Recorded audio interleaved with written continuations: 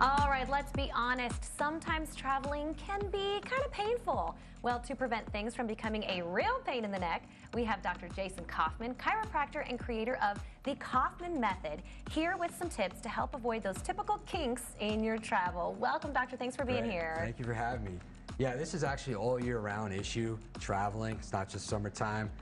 People go traveling, they come into the office, and the number one reason why they come in and see me after 23 years of practice is the luggage, the weight of the luggage. And I just have family in town, and they're literally on my scale, weighing themselves with and without the bag to cram every pound of that 50-pound limit into those bags. And I said, what are you doing? You're setting yourself up for a back injury. So the suggestion is lighten the load. Okay, do you really need everything that's in that bag? Do you really need 10 pairs of shoes? Can you go shopping for some of the items like shampoos and conditioners? I got daughters, I understand. They need their things. Can you go shop before your destination? Or just check another bag. I know there's a fee, but that fee is nothing compared to the hundreds, if not thousands, in medical bills potentially. So this is really where people, so I was thinking more along the lines of, oh my goodness, you're going to get, you know, a kink in your neck. It's going to be painful from being cramped into those little seats. But really a lot comes from dragging that luggage through the airport. Okay, what are some other things that we kind of get like, oh, a kink in the neck or pain in the back? And this is a big culprit, the phone, okay? There's a posture lecture on my website. You can take a look at that. Every time I travel with my work, I look around, you see everybody face down into the phone for hours sometimes. And that's stress on your neck. Every second you're in bad posture like this, the weight of your head is exponentially heavier on your neck, up to 60 pounds. There's studies that measured it. So get the phone elevated. I bought something like this. It's like a flap. You can put this in the seat pack in front of you, and it's like a little bit of a shelf, so you can stare straight ahead at it rather than looking down at it the whole time. And even doing this isn't that great, because then you get some tension in your shoulder, which leads to some neck tension.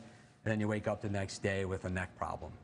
Gotcha. So get the phone elevated when you're traveling. Okay, so those are the two main things, is pulling the luggage, looking down at our phone, which is also something that we do all the time. Even when we're not traveling, everybody is looking down at their phones.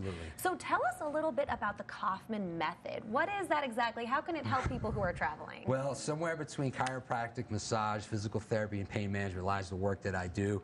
I'm focused on the spine, but I'm focused on the movers of the spine. All these red, blue shaded areas you see here are muscle attachments. So the idea is to try to keep the tension off of your spine rather than manipulate the spine with adjustments. So doing some range of motion exercises, turning your head side to side. If you find yourself sitting long periods of time, extend your legs, get up and walk the plane. Don't be bashful if someone's in the aisle. Just say, hey, I need to walk the plane just to get some range of motion in. Maybe they'll get up and do the same thing too. You want to move. Take your neck and your spine through the range of motions that they're supposed to be in, not just stuck in one position the whole time. Is there anything really quickly that you can show us, like while you're sitting in your seat? So we all know plane seats are tiny. We don't have a lot of room. Is there anything that you can do in there without kind of disturbing your neighbors? Anything you can show us that we can? Yeah, absolutely. Well, the range of motion, right rotation, left rotation, extension, flexion, and then lateral flexion. And then mimicking some of the movements you might do in a gym, like a row motion or a rear delt fly motion, just bringing your shoulders back. If you have some space, a little wall angel, a mini one like this, because a lot of it's dictated by your shoulders. If your shoulders are rounded, you get forward in front of yourself, and that leads to neck problems and back problems. So getting the shoulders back is the key. So this is great if you, like you were saying, get up and walk around, walk the aisles, or maybe if you're in the restroom or have a little bit more room, do some of the opening and the widening. That's really, really great. Okay, so if unfortunately people are traveling, they do find that they have a pain in their back or in their neck, they can come and see you and remind us where they can find more information about you. Oh yeah, I practice at Scottsdale Neurology at 90th Street, Mountain View in Scottsdale. I have a website, kaufmanmethod.com. There's a ton of information on there. There's actually a posture lecture on there centered on the neck, the cervical spine. Huge issue, especially for children growing into terrible postures.